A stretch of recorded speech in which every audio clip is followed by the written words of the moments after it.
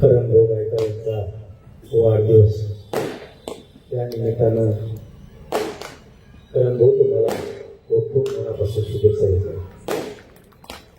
विलासबाबू पंढरकर यांचा पण वाढदिवस.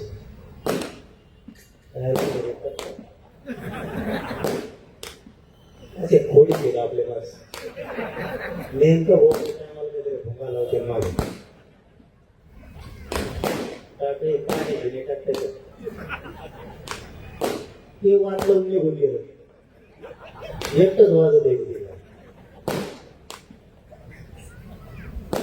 आपल्या या व्यासपीठावरती महंत मंडळी बहिजी महाराजांच्या पत्नी देशमुखताई आणि बाबाजी सगळ्यांना मानवता देशवर आहे. मी पण फिरून तो घेतलं मराठीच्या माणसाने सांगितलं माझं नाव कवर घ्यावं ते होमच होते काम आहे ना. परत ते रोज बघितले मग नाव नाही घेतलं आणि एक होतानाच गाडी झाली त्यामुळे एकदम डोक्यात ठेवत नाही डायरेक्ट सगळं व्यासपीठ समोर बसलेल्या सगळ्या बांधवांना जय शिवराय, माय मावल्यांना जय शिवराय, म्हणजे चोर नाहीकडे त्यांना जय शिवराय. आपलं उघड असतं आडून बाण हळत नाही आपण आणि तुम्ही झालं तर पण तो बरं झालं नाही तुम्ही लई फिरकी घेतली राहू नये. मला फक्त वाढदिवस एवढंच मिळत होतं सगळं बाणाची सळगले नाही तुझी बाणच लावली मला काही मिळत नव्हतं आधी काय काय नाही कुठं आपलं वाढदिवस वर्ग पण दिले चला कथा कथा आलो मी आलो फुल लोड मध्ये आलो मी हे त्याला धोडून राहिले ते त्याला धोडून राहिलं मला काही सुद्धा नाही नेमकं चाललंय का मी नाही रे बाबा या मैदानात नाही तर यांचा असा मिठो भाग काढून आपण पटायला लागलं ना मग तुम्हाला कोण बघतच नाही पण मायामुळे तुमचा तोटा होणं म्हणून बोलत नाही तेवढं तरी सांभाळतो मी नाही तर मायामुळे तुमचं नसलेला खेळ भांडू भावायचा पुन्हा कारण मग आई देऊन तिथंच येतात आणि तुम्ही जे नाव घेतले तिथंच येत आहे परत. पण कारण बोलली सुट्टी दिली म्हणून मी थोडा फ्रेश झाला ते म्हणजे राजकारणावर तुम्ही बोलू नका पण तिला ठेवून पुन्हा पणाची काहीतरी सोय करील बस का. पण मला तर काय म्हणता येणार नाही याला गेला त्याला गेला कारण तिकडचे काय समाजाचे माणसं माझ्याच असते तिकडचे पण माझेच असते त्यावेळेस मला समाजाचं काम करताना अडचणी पाळावं लागतं. पण एक भाऊ म्हणून तुमच्या पाठीशी मी काय नाही वाढदिवस असू द्या तुमच्यावर कसलंही संकट येऊ द्या कसलं पण येऊ द्या आणि ते कुणी पण आणू द्या पण राजकारण थोडा कमी हस्तक्षेप करतो मी टापारे पाडी टपू असायचे ना त्याला माझे का त्याला आपण पाडतो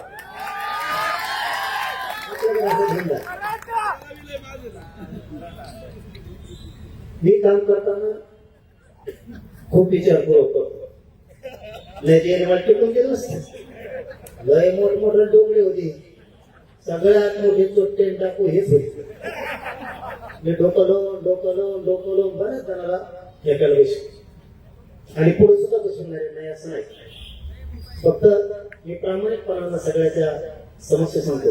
खरंच मला एक परिवर्तन करत होतं कारण भाऊ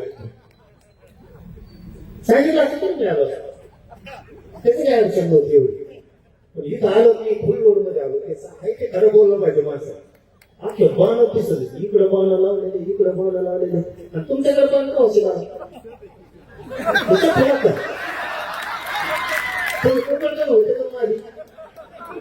आहे ना नाही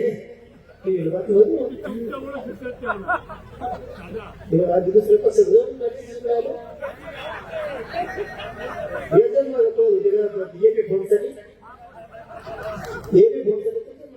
गाडीचे मागं लोक तिथंच राहते गाणते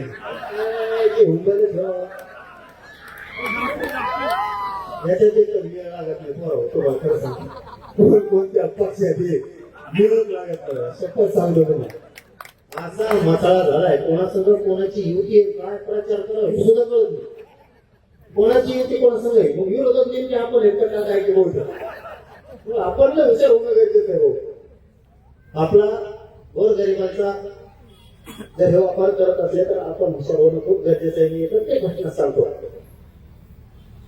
मी खोटं सांगत नाही.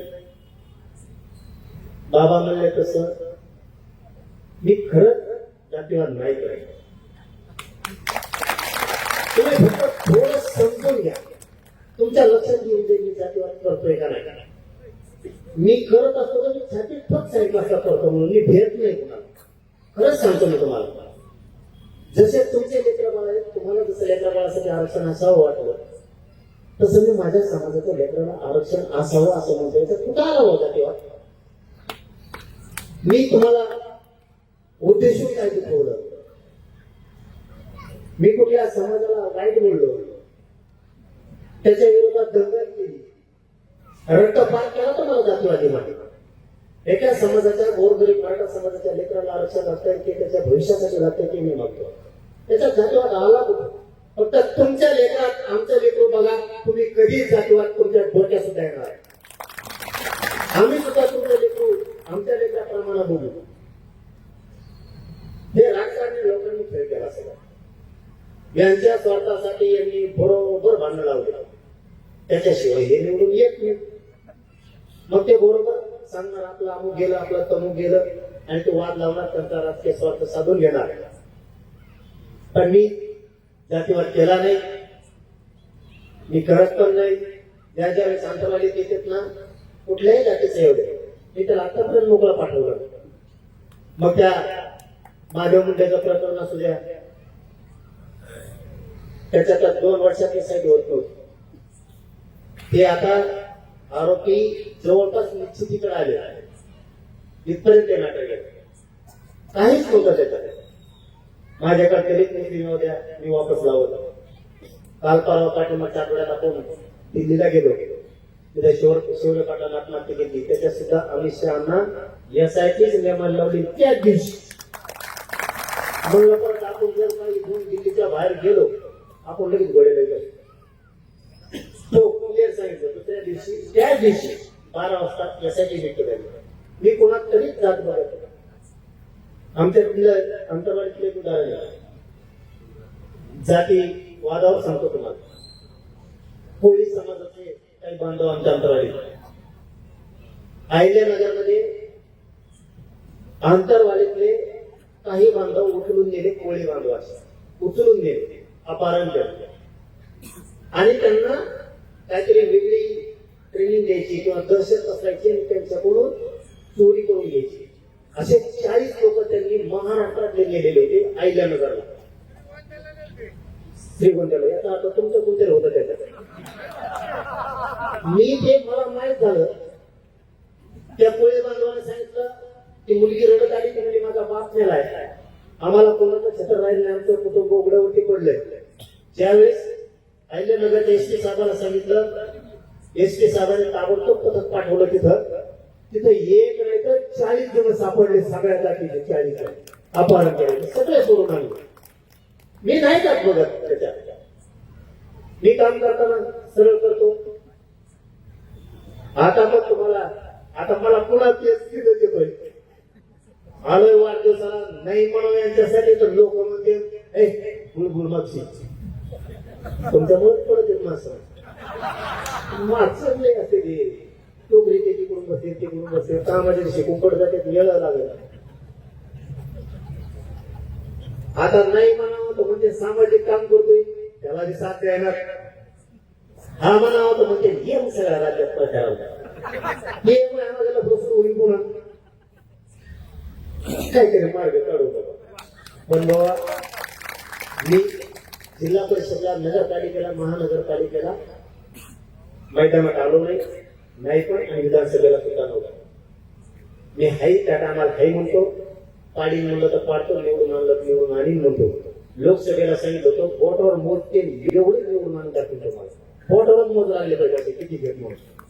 ते तवळ म्हणत होते याचं काय करायचं. जेव्हा रपा रप पडले का आता म्हणते याला बोलायचंच नाही. एक बोलत नाही भाऊ आपल्याकडून. एक ते म्हणजे पडच म्हणून समजायचं. मी विधानसभेला नव्हतो, नगरपालिकेला नाही, जिल्हा परिषदला नाहीये. त्यामुळं जर एखाद्या म्हणलं तर पुन्हा